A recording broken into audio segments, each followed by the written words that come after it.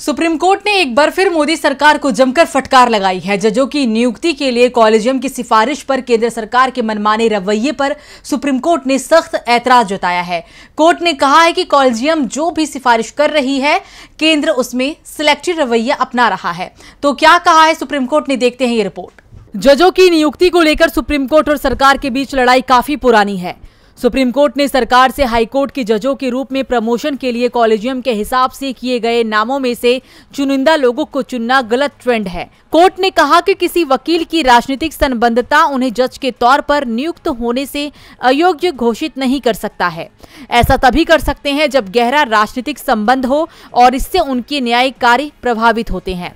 Justice SK Kaul की अध्यक्षता वाली 2 जजों की पीठ ने इस मामले की सुनवाई की।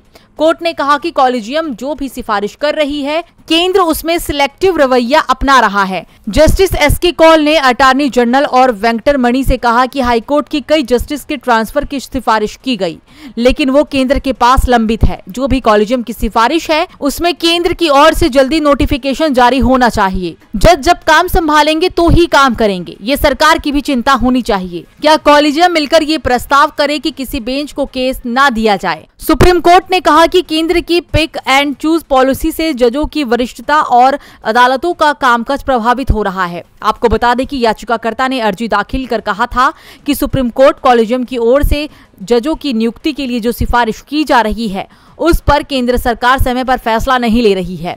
ये कोर्ट के फैसले की अवहेलना है। कोर्ट ने इस पर नाराजगी जताई और कहा कि 5 नाम हमने भेजे थे, सरकार ने 3 नामों को क्लियर किया। पहले और दूसरे नंबर पर जो नाम थे उसे क्लियर नहीं किया गया। इस तरह से वरिष्ठता प्रभावित हुई है। इस तरह की प्रैक्टिस को बंद किया जाना चाहिए। याचिकाकर्ता के वकील प्रशांत भूषण ने सुप्रीम कोर्ट से कहा कि ये केंद्र सरकार के अधिकारी को समन कर पूछे कि क्या आदेश का पालन नहीं हो रहा है। सुप्रीम कोर्ट ने कहा कि 5 नाम पहले से पेंडिंग है और फिर से 14 नए नाम भेजे गए हैं। अटॉर्नी जनरल से इस मामले में अवगत कराने को भी कहा गया है। वहीं अब इस मामले की अगली सुनवाई 20 नवंबर को होगी। तब देखना होगा कि केंद्र सरकार सुप्रीम कोर्ट के आदेश का पालन करती है या